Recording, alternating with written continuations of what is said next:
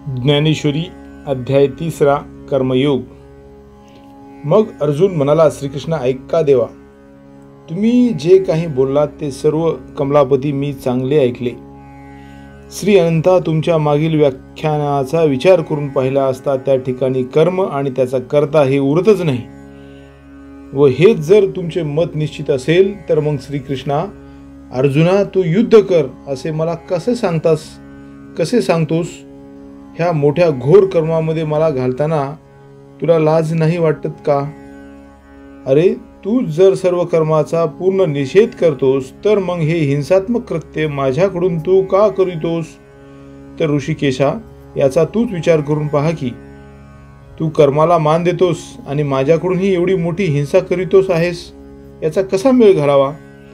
श्रीकृष्णा, तूच असे असंबंध बोलू लागलास तर मग आमच्यासारख्या अजान माणसांनी काय करावे? आता सारासार विचार जगातून पार नाहीसा झाला असे म्हणतोस।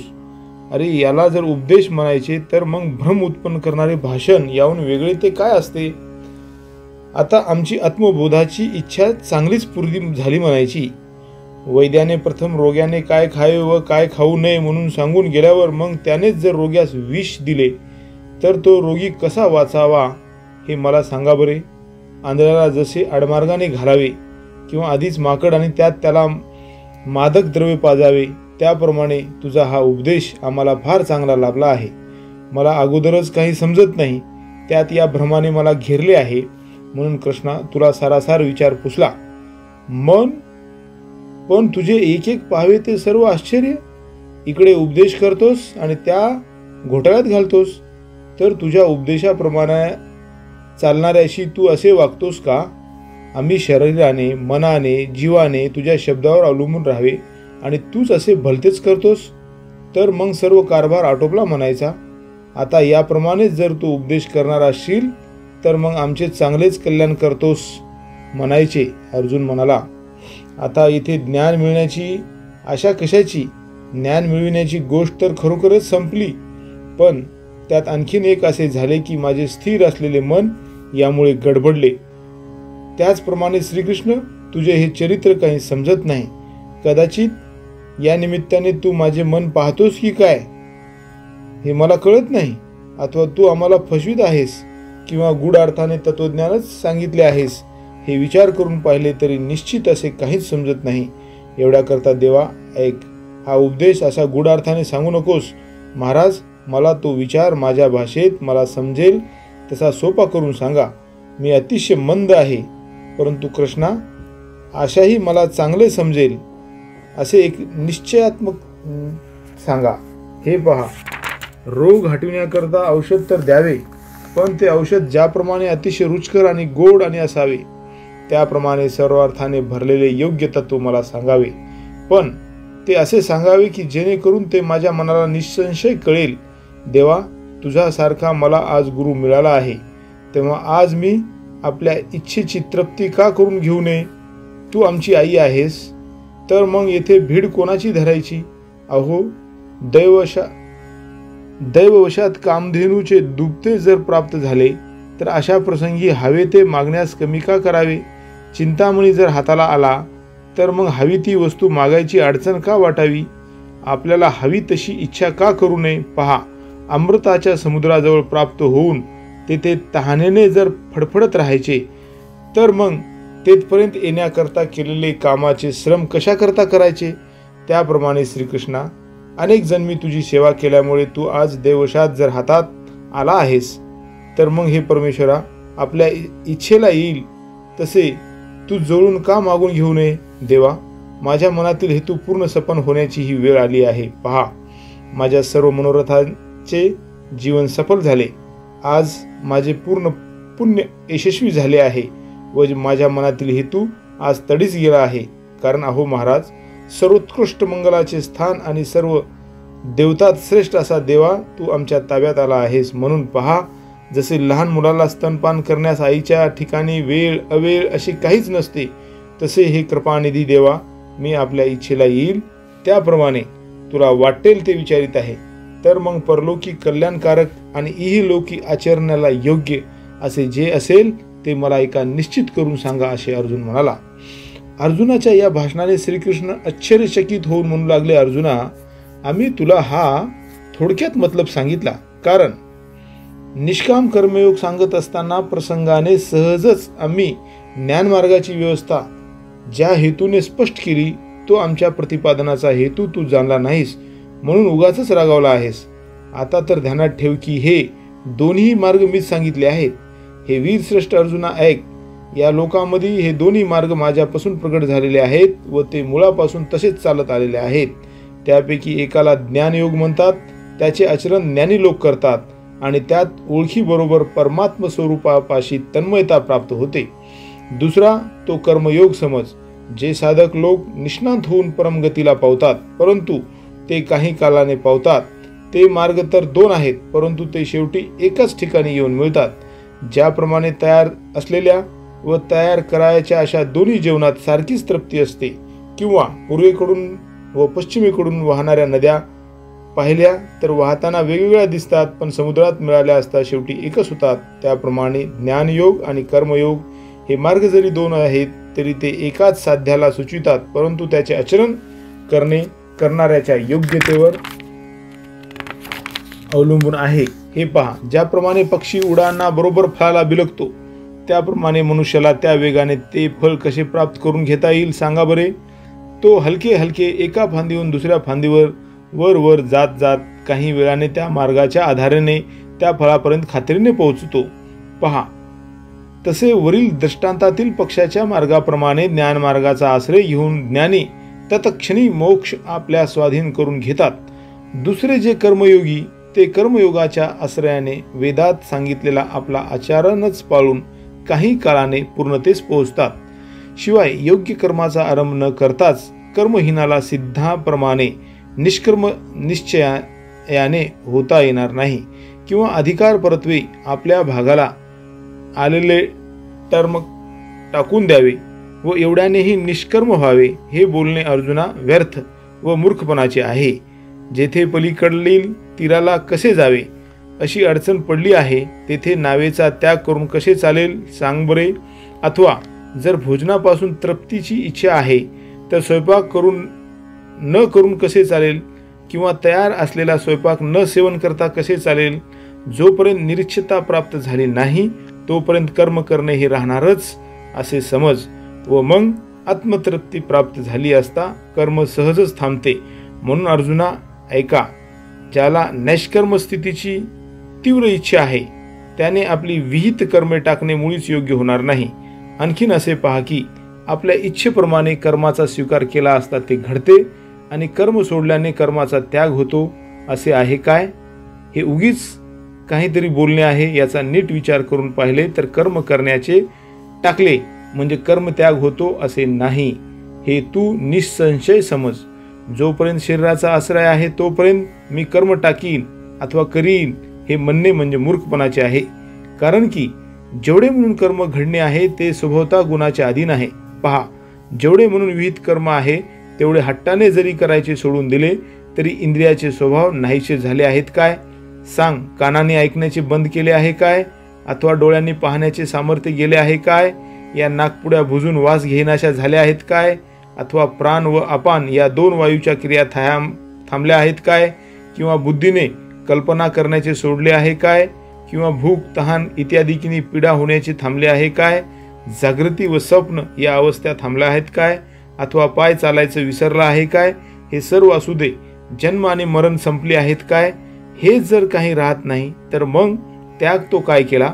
म्हणून शरीराच्या आश्रयाने असणाऱ्या कर्मत्याग केव्हाही घडत नाही. कर्म हे परतंत्र असल्यामुळे ते शरीरातील सत्वादी गुणानुसार उत्पन्न होत असते. म्हणून एखाद्याने मी कर्म करीन अथवा कर्म टाकीन असा अंतकरणात अभिमान बाळगणे हे व्यर्थ आहे. पहा, रथावर स्वार होऊन मग जरी स्वस्थ बसला तरी बसणारा रथाच्या अधीन असल्यामुळे सहजच रथाच्या हालचालीमुळे त्याचा प्रवास घडतो. अथवा वायूच्या सपाट्यात सापडून उंच उडालेले वाळलेले पान ज्याप्रमाणे आपण स्वतः हालचाल न करता वायू वेगामुळे आकाशात इकडे तिकडे फिरत असते, त्याप्रमाणे कर्मातील अवस्थेस प्राप्त झालेला पुरुष शरीराच्या आश्रयाने कर्मांद्री यांच्या द्वारा नेहमी कर्मे करीत असतो. म्हणून जेथपर्यंत शरीराशी संबंध आहे तेथपर्यंत कर्माचा त्याग करणे शक्य नाही. असे असूनही त्याग करू असे जे कोणी म्हणतील तर त्याचा हट्ट मात्र उरणार आहे. जो पुरुष आपल्या वाट्याला आलेले कर्म टाकतात, त्या योगे कर्मातील अवस्थेला पोहोचून पाहतात, परंतु केवळ कर्मेंद्रिय प्रवृत्तीचा निरोध करून त्यास कर्मत्याग तर घडत नाही, कारण त्यांच्या अंतःकरणात कर्तव्य बुद्धी असते. असे असूनही बाह्यतकारी कर्मत्यागाचा जो डोल आणतात ते खरोखर दैन्य आहेत असे समज. अर्जुना, असे लोक खरोखर केवळ विषयासक्त आहेत असे निसंशय समज. अर्जुना, प्रसंग आलेला आहे म्हणून तुला त्या निष्काम पुरुषाचे लक्षण सांगतो. इकडे तू लक्ष दे. जो अंतर्यामी निश्चळ व परमात्म्याच्या स्वरूपात घडलेला असतो आणि बाहेरून मात्र लोकाप्रमाणे व्यवहार करीत असतो, तो इंद्रियांना हुकूम करीत नाही आणि विषय बाधतील अशी त्याची भीती नसते. तो अधिकार परत्वे प्राप्त झालेले जे जे विहित कर्म त्याचा अनादर करत नाही. कर्मेंद्रिय कर्म करीत असली तरी त्यांना तो पुरुष आवरीत नाही, पण त्यामुळे उत्पन्न होणाऱ्या विकारांनी तो लिप्त होत नाही. ज्याप्रमाणे पाण्यातील कमलाचे पान पाण्याने लिप्त होत नाही, त्याप्रमाणे तो कोणत्याही कामनेने लिप्त होत नाही व विवेकरूपी मलाच्या योगाने तो मलिन होत नाही. त्या कमलाच्या पानाप्रमाणे तो अलिप्तपणे संघामध्ये राहतो. तो दिसण्यात सामान्य लोकांप्रमाणे दिसतो.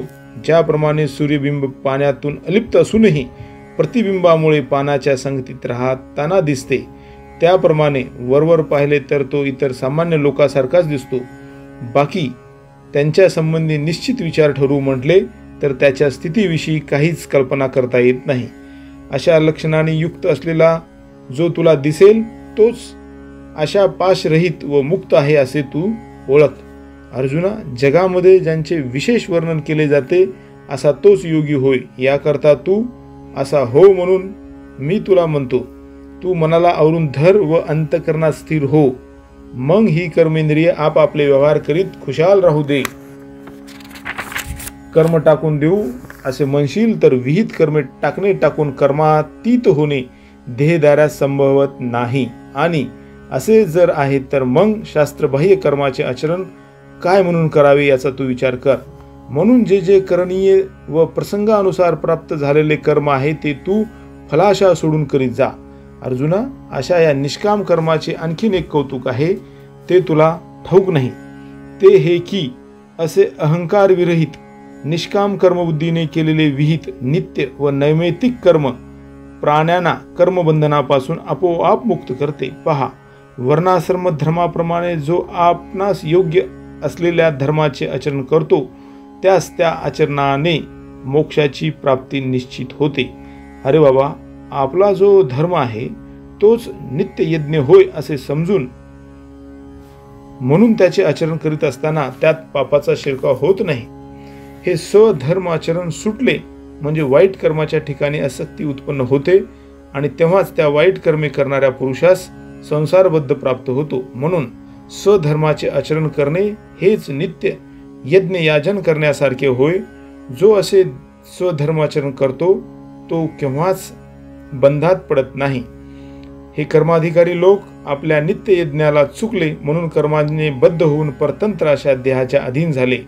अर्जुना, याच संबंधाची तुला एक गोष्ट सांगतो. ब्रह्मदेवाने सृष्ट आदी रचना जेव्हा केली तेव्हा नित्य यज्ञ कर्मासहित सर्व प्राणी त्यांनी उत्पन्न केले, परंतु यज्ञ कर्म सूक्ष्म असल्यामुळे ते प्राणी आपल्या कृतकर्म मार्गांना मुळीच जाणत नव्हते. त्यावेळी सर्व प्राण्यांनी ब्रह्मदेवाला विनंती केली की देवा, या लोकात आम्हाला आधार काय? तेव्हा ब्रह्मदेव लोकांना म्हणाला, तुम्हाला वर्णानुसार असा हा स्वधर्मच आम्ही सांगितला आहे, याचे आचरण करा म्हणजे तुमच्या मनातील इच्छा आपोआप पूर्ण होतील.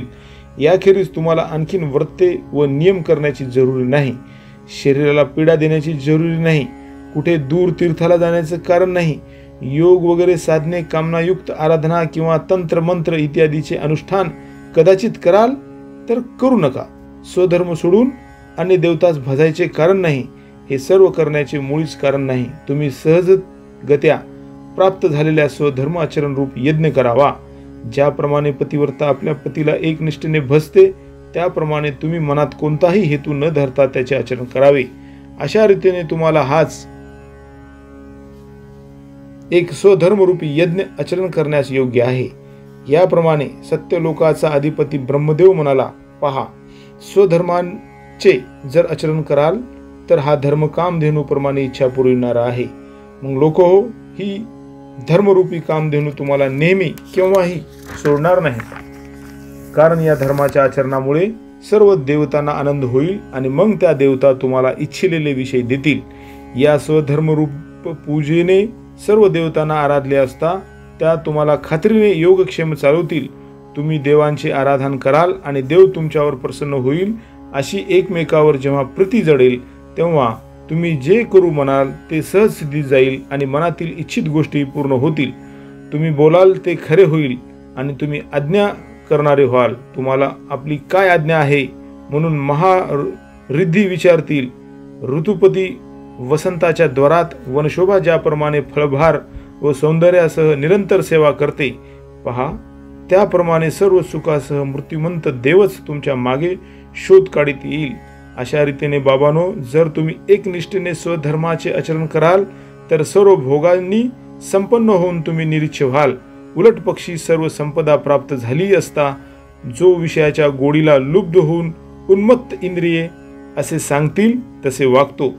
यज्ञाने संतुष्ट होणाऱ्या त्या देवानी जी ही पूर्ण संपत्ती दिली आहे, त्या संपत्तीच्या योगाने स्वधर्म मार्गाने जो परमेश्वरास भजणार नाही, जो अग्नीच्या मुखात हवन करणार नाही अथवा देवतांचे आराधन करणार नाही किंवा योग्य वेळी भोजन देणार नाही, जो गुरुभक्तीला पाठमोरा होईल, अतिथीचा मान करणार नाही, आपल्या जातीला संतोष देणार नाही, अशा रीतीने जो आपल्या धर्माचे आचरण टाकून आणि संपत्तीने उन्मत्त होऊन केवळ भोगामध्ये गळून जाईल, मग त्याला मोठा धोका आहे. तो असा की त्याच्याजवळ असलेले सर्व ऐश्वर्य नाहीसे होईल. हे पहा, मिळविलेले भोग सुद्धा त्याला भोगायस मिळणार नाहीत. जसे आयुष्य संपलेल्या शरीरात प्राण राहत नाही किंवा दैवहीनाच्या घरात लक्ष्मी राहत नाही, जसा दिवा मालविल्याबरोबर त्याचा प्रकाश नाहीसा होतो, तसा धर्म जर लुप्त झाला तर सर्व सुखाचे आश्रयस्थान नाहीसे होते. याप्रमाणे आपला आचार जेथे सुटतो त्या ठिकाणी आत्मस्वातंत्र्य राहत नाही. प्रजाहो, हे नीट ऐका, असे ब्रह्मदेव म्हणाला. म्हणून आपला धर्म जो टाकील त्याला यज्ञ धर्म शिक्षा करील व तो केवळ चोर आहे असे समजून त्याचे सर्वस्व हिरावून घेईल. रात्रीच्या वेळी ज्याप्रमाणे पिशाच्चे स्मशानात व्यापून टाकतात त्याप्रमाणे सर्व पापे त्याला घेरतात. त्याप्रमाणे त्रिलोक्यात असणारी सर्व दुःखे आणि अनेक प्रकारचे पापे व सर्व दैन्य त्यांच्याच जवळ राहतात. त्या उन्मत्त मनुष्याची अशी स्थिती होते. आणि मग प्रजाहो, कितीही आक्रोश केला तरी कल्पाच्या अंतापर्यंत देखील त्यातून मुळीच सुटका होत नाही. म्हणून स्वधर्माचरण सोडू नये, इंद्रियांना भलताच मार्गाला जाऊ देऊ नये, असा ब्रह्मदेवाने प्रजाजनांना उपदेश केला. ज्याप्रमाणे माशांना पाण्याचा योग झाला की त्याच क्षणी मरण येते, त्याप्रमाणे स्वधर्माचरणाच्या त्यागाने मनुष्याचा नाश होतो. म्हणून त्याने ह्या स्वधर्माला सोडू नये. म्हणून तुम्ही सर्वांनी आपापल्या विहित कर्मचरणामध्ये तत्पर असावे, हेच वारंवार सांगणे आहे. पहा, निरुहृतिक बुद्धीने स्वधर्माचरण करण्यात जो जवळ असलेल्या संपत्तीचा विनियोग करतो, गोत्र अग्नी यांची पूजा करतो, योग्य वेळेला सेवा करतो आणि पितरांकरता श्रद्धादी नैमित्तिक कर्मे करतो, यावर सांगितलेल्या विहित कर्माचरण रूप यज्ञाने यज्ञपुरुषाच्या ठिकाणी यजन करून जे यज्ञशेष सहज राहील त्याचे आपल्या घरी आपल्या कुटुंबासह सुखाने सेवन करतो, ते सेव्यच त्याच्या पापाचा नाश करते. ते यज्ञातील अवशेष तो भोगतो. म्हणून ज्याप्रमाणे अमृत मिळाले असता महारोग सोडून जातो, त्याप्रमाणे पातके त्या सोडून जातात. अथवा ज्याप्रमाणे एकनिष्ठ पुरुष आत्मभ्रांतीला यत्किंचितही वश होत नाही, त्याप्रमाणे यज्ञातील तो शेष भाग भोगणारा पापाच्या तडाख्यात सापडत नाही. म्हणून स्वधर्मचरणाने जे मिळेल ते स्वधर्म करण्यात खर्च करावे, मग जे शिल्लक राहील त्याच्या संतोषाने उपभोग घ्यावा. अर्जुना, अशा रीतीने वागण्याखेरीज दुसऱ्या तऱ्हेने वागू नये, अशी ही सृष्टीच्या आरंभाची कथा श्रीकृष्णाने सांगितली. आपण देहच आहोत असे मानून जे लोक विषय हे भोग्य वस्तू आहेत असे समजतात आणि ज्यास या पलीकडे दुसरी काहीच कल्पना नसते, ते भ्रमिष्ठ लोक आपल्याजवळ असलेली संपत्ती वगैरे सर्व काही यज्ञाची सामुग्री आहे असे समजतात. त्या सर्व संपत्तीचा केवळ स्वतःसाठी भोग घेण्यास प्रवृत्त होतात. इंद्रियांना आवडतील असे चटकदार पदार्थ ते सेवन करतात. ते पापी लोक या पदार्थाच्या रूपाने वस्तुतः पापच सेवन करतात असे समज. वास्तविक पाहता जेवढी आपली संपत्ती आहे ती सर्व यज्ञात उपयोगी पडणारी सामुग्री आहे असे समजावे. मग ती स्वधर्मरूपी यज्ञाने परमेश्वराला अर्पण करावी. अशा रीतीने वागण्याचे टाकून पहा. ते मूर्ख लोक आपल्या स्वतःकरता नाना प्रकारची पक्वाने तयार करतात. ज्या अन्नाच्या योगाने यज्ञ सिद्धीला जातो आणि परमेश्वर संतुष्ट होतो ते हे अन्न कमी योग्यतेचे नाही, म्हणून ते अन्न सामान्य समजू नये. अन्न हे ब्रह्मरूप आहे असे समज, कारण की अन्न हे सर्व जगाला जगण्याचे साधन आहे. ही सर्व भूते अन्नामुळे वाढतात व या अन्नाला पाऊस चोहीकडे उत्पन्न करतो. तो पाऊस यज्ञापासून उत्पन्न होतो, तो यज्ञ कर्मापासून प्रगट होतो आणि वेदरूप ब्राह्मण हे कर्माचे मूळ आहे. दूर व जवळ असणारे हे ब्रह्म हे वेदांना उत्पन्न करते, म्हणून हे स्थावर जंगमात्मक विश्व बाह्य ब्रह्मात गोविलेले आहे. अर्जुना ऐक, परंतु मूर्तिमंत कर्मरूप यज्ञामध्ये वेदांचे निरंतर राहणे आहे. अर्जुना, याप्रमाणे ही मुळातली परंपरा मालिका तुला या यज्ञाकरता थोडक्यात सांगितली. म्हणून जो उन्मत्त पुरुष या लोकामध्ये उचित अशा स्वधर्मरूप यज्ञाचे पूर्णपणे आचरण करणार नाही, जो वाईट आचरण करून इंद्रियाचे केवळ लाड पुरितो, तो पापाची राशी असून भूमीला केवळ भार आहे असे समज. जसे भलत्याच वेळेला आलेली ढगाची फळी निरुपयोगी असते, त्याप्रमाणे अर्जुना त्याचा जन्म व कर्म निष्फळ आहे. किंवा ज्याच्या हातून आपल्या धर्माचे आचरण होत नाही त्याचे जगणे शेळीच्या गळ्यास असलेल्या स्तनाप्रमाणे निरर्थक आहे असे समज. म्हणून अर्जुन ऐक, आपला हा धर्म कोणासही सोडू नये, कोणीही सोडू नये. काया वाचा मने करून ह्या एकाचेच आचरण करावे. अरे, हे शरीर जरी प्राप्त झाले आहे तरी ते पूर्व कर्मानुसार मिळालेले आहे. असे आहे तर मग आपल्याला विहित असलेले कर्मस आपण का टाकावे? अर्जुना ऐक, मनुष्य शरीर मिळाले असता जे कर्माचा कंटाळा करतात ते अडाणी आहेत. पहा, जो निरंतर आपल्या स्वरूपात घडलेला असतो तोच एक या जगात देह धर्माने युक्त असूनही कर्माने लिप्त होत नाही. कारण की पहा, तो आत्मज्ञानाने संतुष्ट होऊन कृतकृत्य झालेला असतो, म्हणून त्याचा कर्माशी संबंध सहज सुटलेला असतो. पहा, ज्याप्रमाणे पोट भरल्यावर स्वयंपाक करण्याचा खटाटोप सहजच संपतो, त्याप्रमाणे आत्मानंदाच्या तृप्तीत कर्माची खटपट सहजच संपते. अर्जुना, जोपर्यंत अंतःकरणात ते ज्ञान उत्पन्न होत नाही तोपर्यंत या साधनांची खटपट करावी लागते. म्हणून तू सर्व आसक्ती टाकून देऊन निरंतर उचित जो स्वधर्म त्याप्रमाणे वाग. अर्जुना, जे निष्काम बुद्धीने स्वधर्माचे आचरण करतात ते या जगतामध्ये तत्वतः श्रेष्ठ अशा मोक्षाला पोहोचतात. पहा, कर्ममात्राचा मुळीच त्याग न करता जनकाधिकांना मोक्षाचे सुख मिळाले. अर्जुना, या वास्तव कर्माच्या ठिकाणी आस्था असणे जरूर आहे. ही आस्था आणखीही एका कामाला उपयोगी पडेल, कारण आपण आचरण केले असता या लोकांना तो कित्ता होईल आणि अर्थात सहजच त्यांची कर्मलोपाने होणारी हानी टळेल. पहा, मिळवायचेच ते ज्यांनी मिळवले व म्हणून जे निरीच्छ झाले त्यांना देखील लोकांना वळण लावण्याकरता कर्म करणे प्राप्त आहे. रस्त्याने आंधळ्याच्या बरोबर पुढे चालणारा डोळस मनुष्य आंधळ्यास सांभाळून घेऊन त्याच्या बरोबर चालतो, त्याप्रमाणे अज्ञानी पुरुषाला ज्ञानाने आपण आचरण करून धर्म स्पष्ट करून दाखवावा. अरे, असे जर ज्ञानी पुरुषांनी न केले तर अज्ञानी लोकांना काय कळणार आहे? त्यांना आपल्याला योग्य असलेला कर्म कोणत्या प्रकारे समजेल? या जगात थोर लोक जे कर्म आचरतात त्यालाच सामान्य लोक धर्म असे म्हणतात आणि इतर सर्व सामान्य लोक त्याचेच आचरण करतात. अशी ही स्थिती असल्यामुळे ज्ञानी पुरुषांनी कर्म सोडणे बरोबर नाही. इतकेच काय, परंतु संतांनी जर त्यांचे आचरण विशेष काळजीने केले पाहिजे.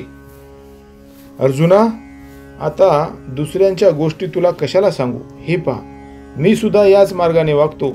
मला काही कमी आहे म्हणून किंवा काही एक इच्छा धरून मी धर्माचे आचरण करतो असे जर म्हणशील तर पूर्णतेच्या दृष्टीने पाहिले असता माझ्या तोडीला या जगात दुसरा कोणीही नाही अशा तऱ्हेचे सामर्थ्य माझ्या अंगात आहे हे तुलाही माहीत आहे.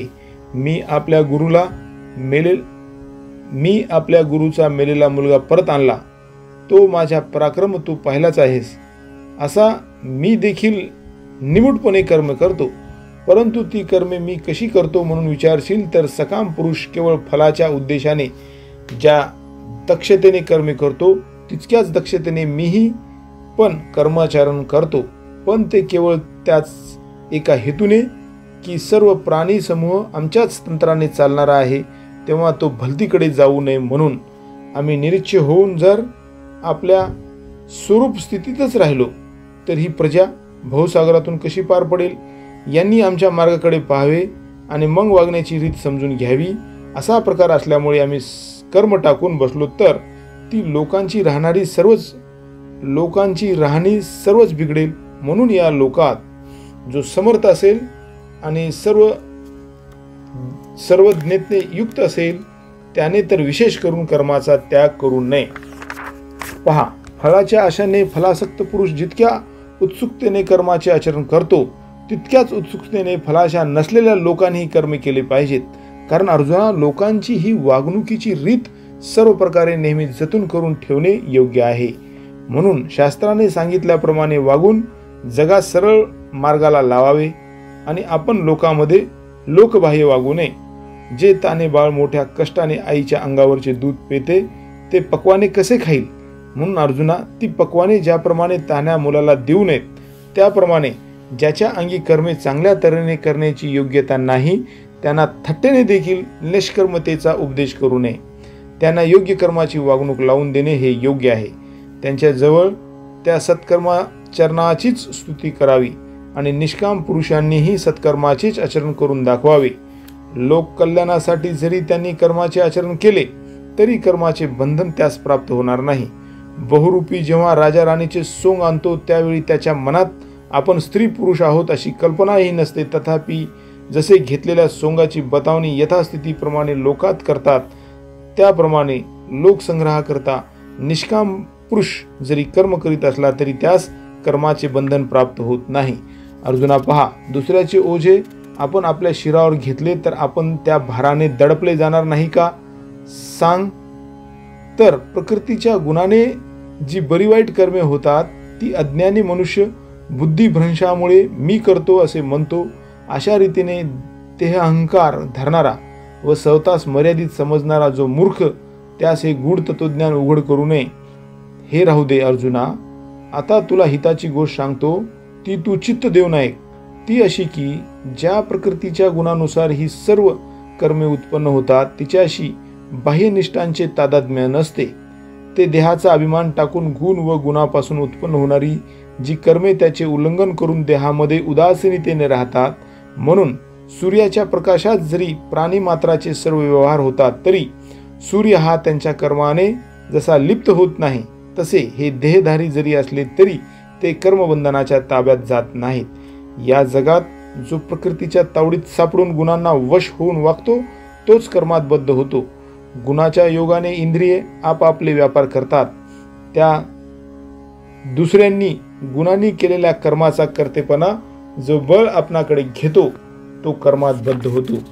तरी सर्व विहित कर्मे करून ती मला तू अर्पण कर, परंतु चित्तवृत्ती मात्र आत्मस्वरूपी ठेव. हे विहित कर्म मी त्याचा करता अथवा अमुक करण्याकरता मी त्या कर्माचे आचरण करीन असा अभिमान तुझ्या चित्तात कदाचित येईल तर तो येऊ देऊ नको. तू केवळ देहासक्त होऊन राहू नकोस. सर्व कामनांना टाकून दे आणि मग सर्व भोगांचा यथाकाळी उपभोग घे. आता तू आपल्या हातात धनुष्य घेऊन या रथावर चढ आणि आनंदाने वीरवृत्तीचा अंगीकार कर. या जगात तू आपली कीर्ती रूढ कर व आपल्या धर्माचा मान वाढव आणि पृथ्वीला या दुष्टांच्या ओझ्यापासून सोडव. आता अर्जुना, संशय टाकून दे आणि युद्धाकडे लक्ष दे. या प्रसंगी युद्धाशिवाय दुसरी गोष्ट बोलू नकोस. अर्जुना, हा माझा यथार्थ उपदेश जे मोठ्या पूज्य बुद्धीने मान्य करतात आणि विश्वासपूर्वक त्याप्रमाणे वागतात ते सर्व कर्मे करीत असले तरी कर्मरहित आहेत असे अर्जुना तू समज. म्हणून कर्म अवश्य करणीय आहेत. नाहीतर प्रकृतीच्या अधीन होऊन व इंद्रियाचे लाड करून जे लोक या माझ्या मताचा स्वीकार करून ते टाकून देतात, जे याला एक किरकोळ गोष्ट समजतात, जे याच्याकडे अनादराने पाहतात किंवा जे वाचाळपणाने यास पुष्पितवाणी म्हणतात, ते लोक अविवेक रूपी दारूने मत्त झालेले आहेत, विषयरूपी विषाने व्यापलेले आहेत व अज्ञान रूपी चिखलामध्ये फसलेले आहेत असे निसंशय समज. पहा, प्रेताच्या हातात दिलेले रत्न ज्याप्रमाणे व्यर्थ जाते अथवा जन्मांधाला दिवस उगवल्याचा उपयोग नाही किंवा ज्याप्रमाणे चंद्राचा उदय कावळ्याचा उपयोगी पडत नाही, त्याप्रमाणे हा विचार मूर्खांना रुचणार नाही. अर्जुना, याप्रमाणे जे या परमार्थाकडे तोंड फिरवणारे असतील त्यांच्याशी मुळीच भाषण करू नये. ते या उपदेशाला तर मानित नाहीतच, उलट त्याची निंदा देखील करू लागतात. म्हणून सांग, पतंग जसा प्रकाशाला सहन करू शकत नाही, ज्याप्रमाणे दिव्याला आलिंगन देण्यास पतंगाला अचूक मरण ठेवले आहे, त्याप्रमाणे विषयाचरणात अचूक आत्मनाश होतो. म्हणून कोणाही शहाण्या मनुष्याने या इंद्रियाचे मौजेने देखील लाड करू नयेत. अरे, सापाबरोबर खेळता येईल काय? किंवा वाघाची संगत नीटपणे शेवटाला जाईल काय? सांग बरे. हाल विष प्याले तर पचेल काय? पहा, सहज खेळता खेळता जर आग लागली आणि मग ती जर बळावली तर ती जशी आटोपत नाही, त्याप्रमाणे इंद्रियाचे लाड केले तर ते चांगले नाही. अर्जुना, सहज विचार करून पाहिले तर या परतंत्र शरीराकरता नाना प्रकारचे व्यवस्थित भोग का मिळवावेत? आपण अतिशय कष्ट करून जेवढी म्हणून संपत्ती आहे तेवढी सर्व एकूण एक खर्चून रात्रंदिवस या देहाची जोपासना का करावी? या लोकात सर्व प्रकारे कष्ट करून सर्व प्रकारची संपत्ती संपादन करावी आणि मग आपला धर्म टाकून देऊन त्या संपत्तीने या देहाला पुष्ट करावे, हे योग्य आहे काय? बरे, हे शरीर पाहिले तर 5 भूताच्या मिलाफाने झालेले आहे व ते शेवटी 5 भूतातच मिळून जाणार आहे. त्यावेळी आपण केलेले श्रम कोठे शोधून काढावेत? म्हणजे आपल्या कष्टाचा मोबदला कोणास विचारावा?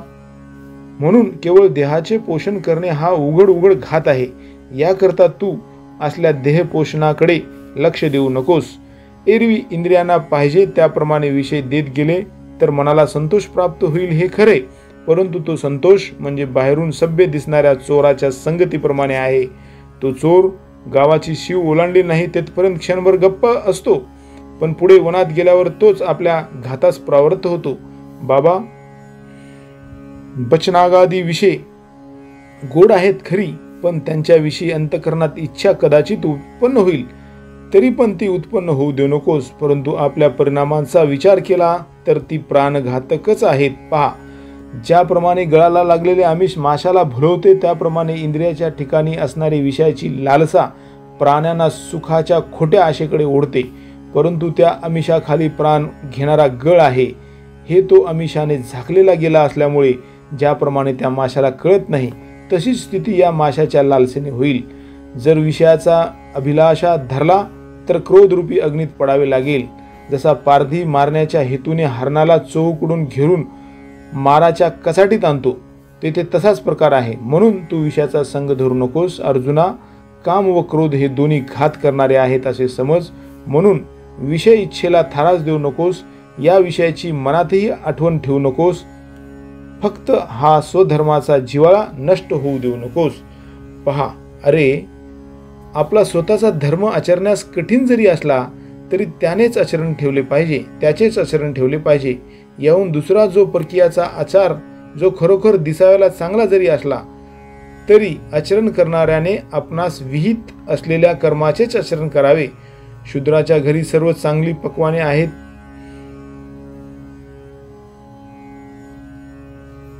अशी ही अयोग्य गोष्ट कशी करावी? योग्य प्राप्त करून घेणे योग्य नाही, त्याची इच्छा कशी करावी? अथवा विचार कर. इच्छा जरी झाली, जे प्राप्त करून घेणे योग्य नाही त्याची इच्छा कशी करावी? अथवा विचार कर. इच्छा जरी झाली तरी त्याचे सेवन करावे काय? दुसऱ्यांची सुंदर सुनेगच्ची घरे पाहून आपल्या असलेल्या गवत्याच्या झोपड्या कशा मोडून टाकाव्यात, हे असू दे. आपली बायको जरी रूपाने वाईट असली तरी ज्याप्रमाणे तिच्याबरोबर संसार करावा हेच चांगले. त्याप्रमाणे कितीही अडचणीचा प्रसंग आला अथवा आचारावयास त्रास पडला तरी आपला धर्मच परलोकी सुख देणार आहे. बाबा, साखर आणि दूध हे पदार्थ गोड आहेत हे सर्वांना ठाऊक आहे, पण जंताच्या रोगात त्याचा वाईट परिणाम होत असल्यामुळे ज्यांना तो रोग आहे त्यांनी ते पदार्थ कसे सेवन करावेत असे असूनही जर त्याचे सेवन केले तर सेवन करणारांनाच तो हट्टच ठरेल. कारण अर्जुना, त्यांचे ते करणे परिणामी हितकारक होणार नाही. म्हणून दुसऱ्यांना जे विहित पण आपणास जे अयोग्य म्हणून ठरले आहे ते हिताचा विचार करून पाहिले तर आचरू नये.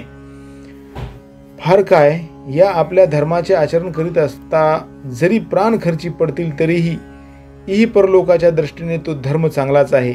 सर्व देवात श्रेष्ठ असलेले श्रीकृष्ण ज्यावेळी असे बोलले त्यावेळी अर्जुन म्हणाला, देवा, माझी एक विनंती आहे. तुम्ही मला जे वर सांगितले ते खरोखर मी सर्व ऐकले ते खरे आहेत, परंतु आता मला काही पाहिजे आहे हे मी विचारतो. तर देवा, हे असे कसे होते की ज्ञानी पुरुषाचीही स्थिती बिघडून ते मार्ग सोडून भलत्याच वाटेने चालत असल्याचे नजरेस येते? ज्यांना सर्व कळते व ज्यास हे उपायही ठाऊक असतात ते देखील परधर्माचे आचरण करून स्वधर्मापासून कशामुळे भ्रष्ट होतात? ज्याप्रमाणे आंधळ्याला धान्य आणि कोंडा यांची निवड जाणत नाही, त्याप्रमाणे कधी कधी डोळेसालाही कळत नाही असे का व्हावे?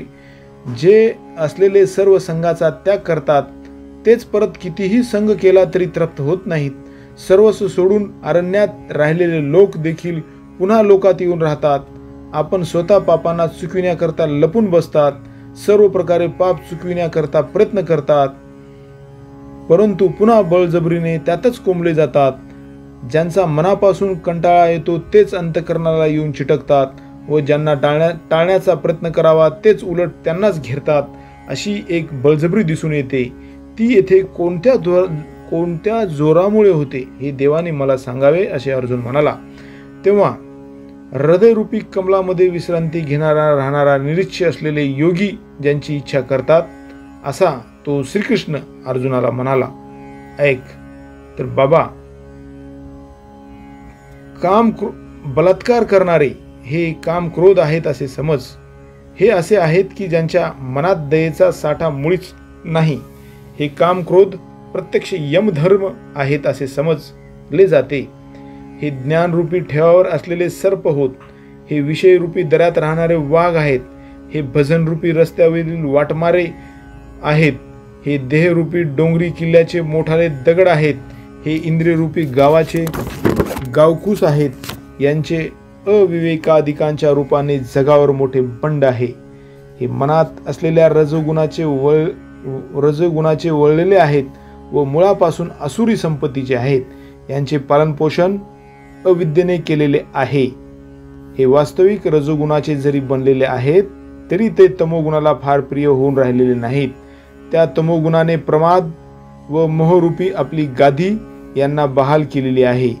यांची मृत्यूच्या नगरात चांगली पत आहे, कारण की हे जीविताचे शत्रू आहेत. भूक लागली असता खाण्यास हे जग एका घासासही ज्यांना पुरे पडत नाही, अशा या कामक्रोधाचा जो नाशकारक व्यापार त्या व्यापारावर देखरेख आशा करते.